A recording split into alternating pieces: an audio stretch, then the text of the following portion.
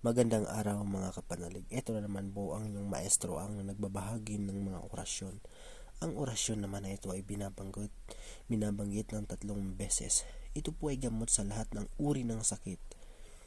Yan po ay napakaliit lang o napakaikli na orasyon, pero yan po ay napakalakas na uring orasyon.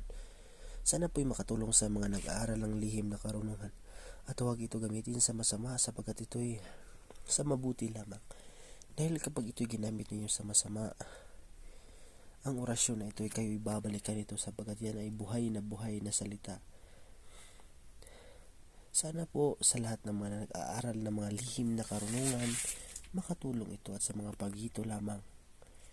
Ito po ang inyong maestro ang nagbabahagi ng mga orasyon at nangangaral ng mga lihim na karunungan ng mga albularyo at antingero. Magandang araw po and Happy Father's Day.